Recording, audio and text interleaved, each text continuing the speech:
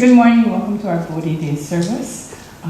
This time Reverend is going to come up and explain something. We have something special planned for today. Morning, everyone. Morning. So this morning we're observing Bodhi Day, the day that Gautama Siddhartha became ordained. As you can see in the picture, after meditating with your skin and bones, until this maiden by the name of Sujata came to offer him some rice porridge. From that time on, and he was able to attain enlightenment. So now we will have the offering of rice porridge.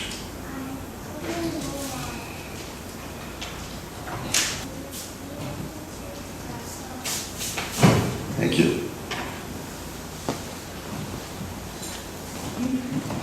This morning, our speaker is Sherman Thompson. Sherman grew up in Lahaina, Maui as the eldest of 3 boys to Sherman and Kyoko Grace Thompson. He attended elementary and intermediate school at King Kamehameha Schools III in Lahaina.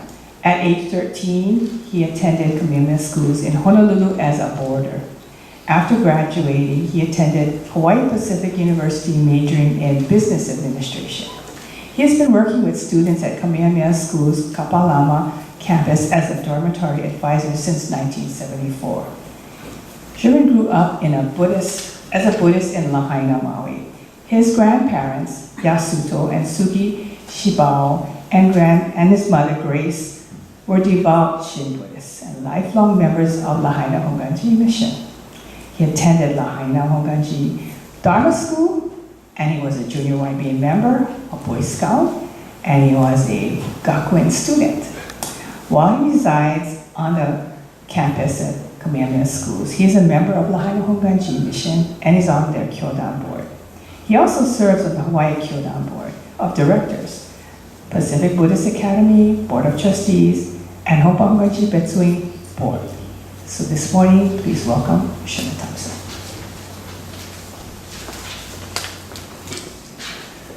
My goodness, that was an impressive resume. I wonder who wrote that. Well, good morning, Dharma friends, and ohayo gozaimasu. It's nice to be in beautiful Kailua and to see all of you. Thank you for inviting me to share a few thoughts with you this morning, and thank you, Sumikawa Sensei and members of Kailua Hongwanji. Will you join me in Gassho, please? Saved by the inconceivable working of Amida's vow, I shall realize birth in the Pure Land. The moment you entrust yourself thus to the vow, so that the mind set upon saying the Nembutsu arises within you, you are immediately brought to share in the benefit of being grasped by Amida, never to be abandoned.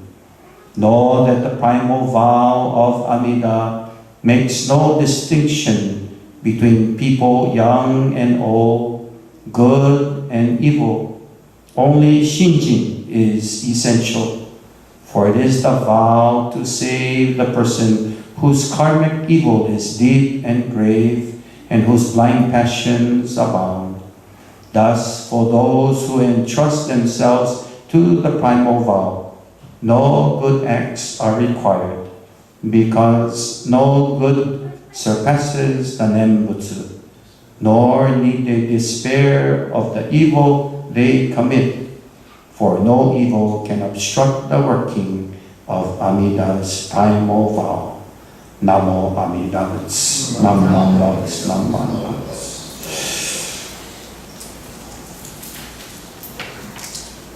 Shinran Shonin's words encourages us to awaken to the world of universal compassion that actually inspires hope. courage, and strength. These words encourage me to say the Nembutsu in the midst of all circumstances of everyday living. I don't know about you, but if you are like me, it's the holiday time of year when things get a little hectic. Don't we often find ourselves in frantic visits to the shopping malls, or the post office, or the grocery stores, and plans go awry preparing for the holidays and Christmas? In the Christian world, this is a time of year that Christians are encouraged to prepare for Christmas with the thought of preparation or expectancy of Christmas. It is known as the season of Advent. Buddhists could probably call this time of spiritual preparation as awakening. To be present and to know that our world is filled with many imperfections and delusions. Things seem not as they really are. Bodhi Day comes to bring our awareness through the teachings of the historical Buddha, Shakyamuni, who taught that through understanding the Dhamma, the truth, the world is filled with many delusions, and to awaken to the Dhamma and liberation from suffering.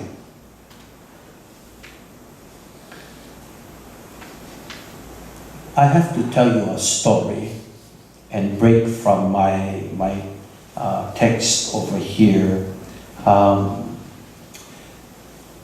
Several weeks ago, as I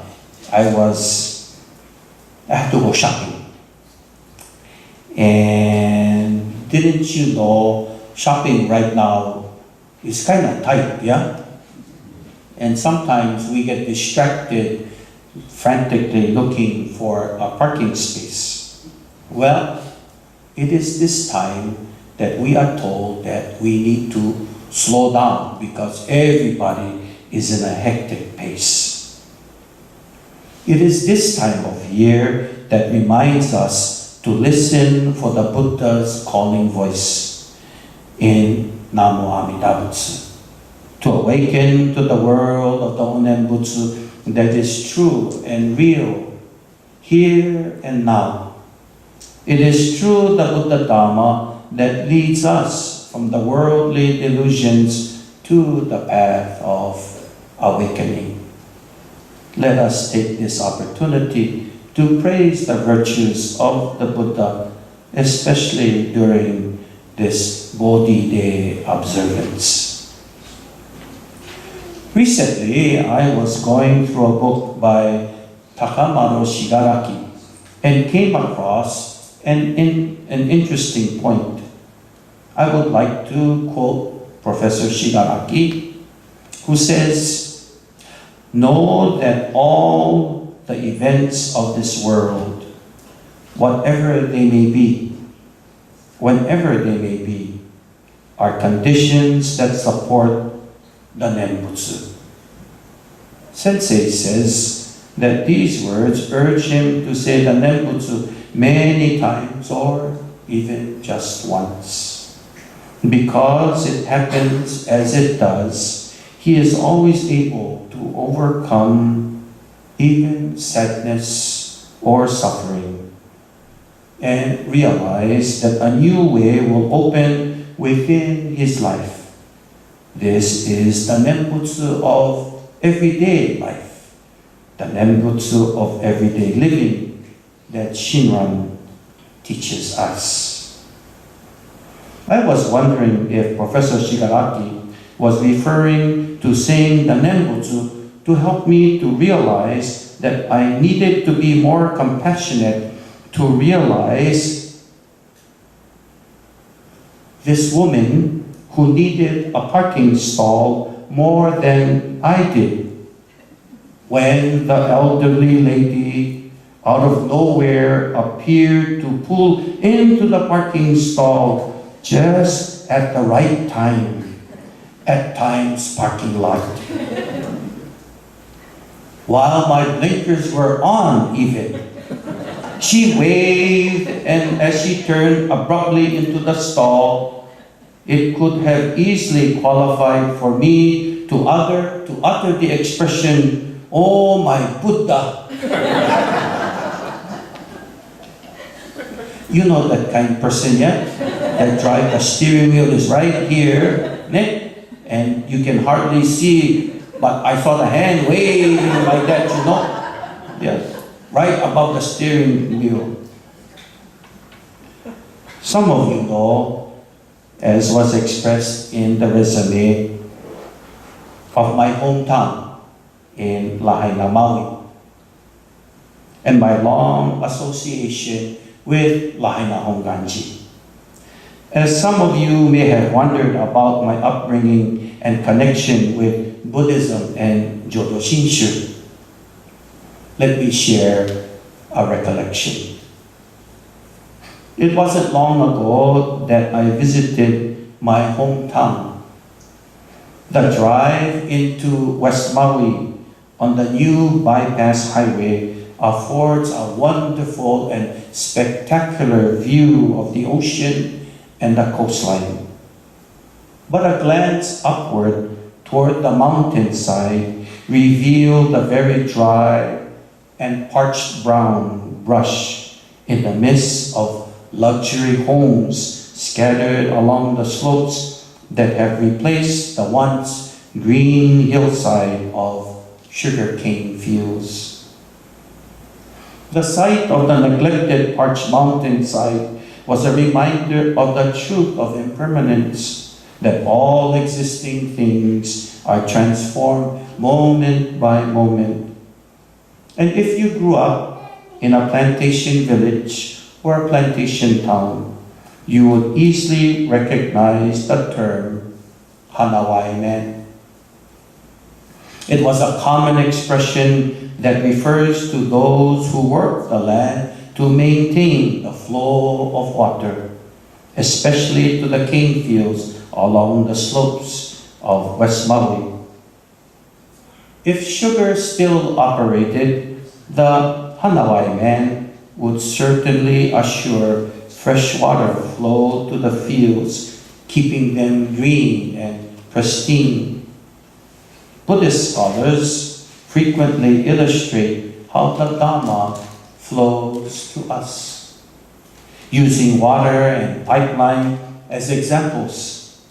The Buddha Dhamma, or water, is the essence, and the pipeline, or the masters and teachers, are the transmitters of the Dhamma, like Shakyamuni Buddha. We certainly owe a debt of gratitude to many forefathers, teachers, lay and clergy, who over the years ensured that the Onen Butsu reached all of us.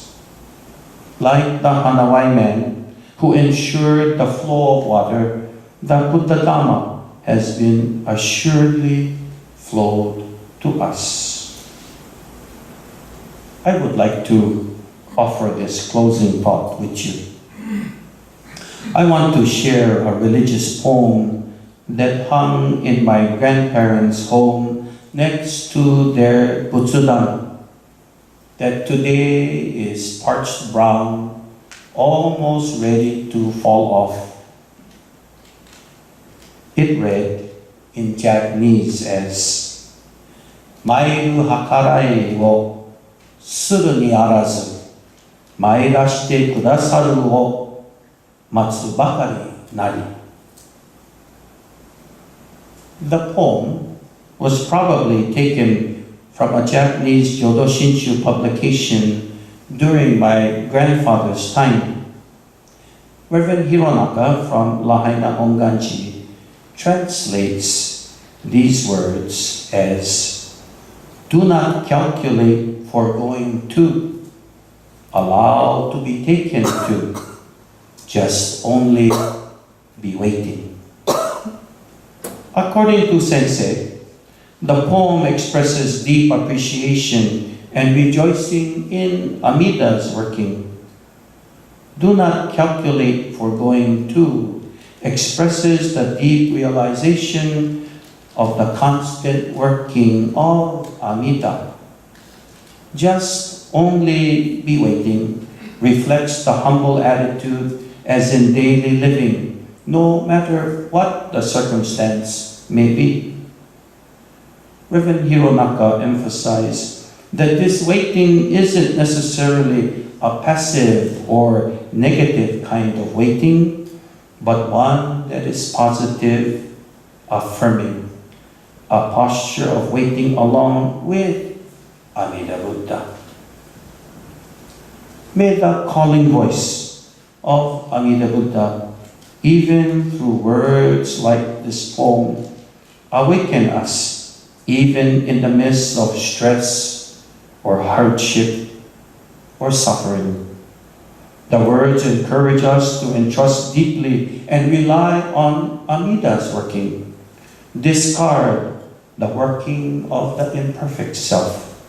And when we recite Namo Amida Butsu, together with the Buddha in appreciation of Amida's benevolence, we are benefited in this life as left for us by the words of Shiran Shami.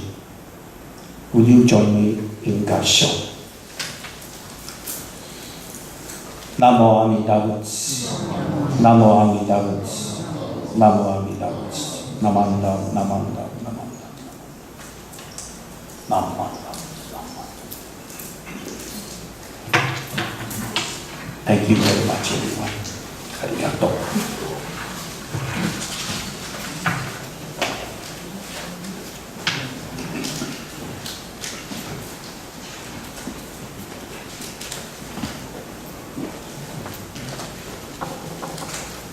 Thank you very much. Please.